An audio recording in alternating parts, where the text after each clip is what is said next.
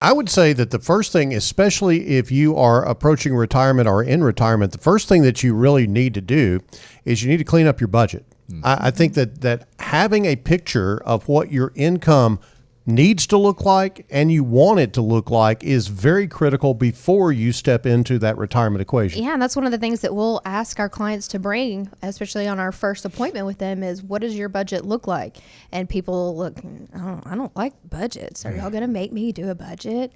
No, not really, but we need to see what you're spending and what your income is, right? We need to know, and we can kind of plan from there. Yeah, I think it has to be a clear picture of what, in general, your income needs to be. We don't need to know how much you spend on groceries or electric bill individually, but in general, we need to know what your required income is. And that's not a term that you hear all the time. Required income is a term that we basically, tagged on to the planning process here at GenWealth because it is your essentials. It's food, clothing, transportation, shelter, taxes, insurance, all of those things that you got to pay every month. That's your required income amount. And if you don't have that required income amount, then you've got to figure out how to get there. And we go into that in our planning process with folks. So there's the required income, and then above and beyond that is the desired income. And Scott, I think that if anybody wants to really get off to a great start in retirement and be comfortable in retirement, they've got to be comfortable with those numbers. Yeah, think about how cluttered most people's retirement picture is. They have some investments over here, they have some investments over there. Most of the time, the majority of their wealth is in their employer-sponsored plan, and they come in to us for a first appointment, and what's the main question they ask? Do I have enough to retire?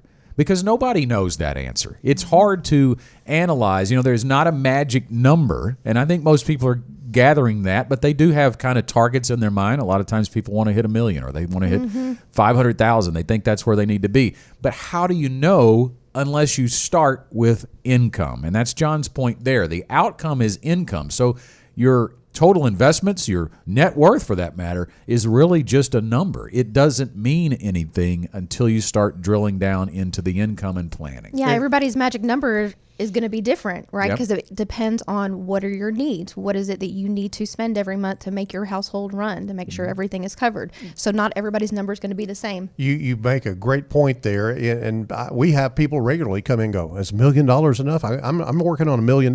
It really depends on what you need, because you can outstrip $1 million in terms of income, because $1 million will only produce so much income that is sustainable. And I think that's the other thing that people don't really think about. They think, well, I've got $1 million. I'll never spend $1 million in retirement. Well, you might, and you might spend it before you die. Yeah. And then what? Right. You run out of money before you run out of time. And that's not a good equation. So the first spring cleaning that I would do if I were headed toward retirement is I'd have a really crystal clear picture on what that retirement income needs to be and what you want it to be, and then compare that to the assets that you have and see if you're there.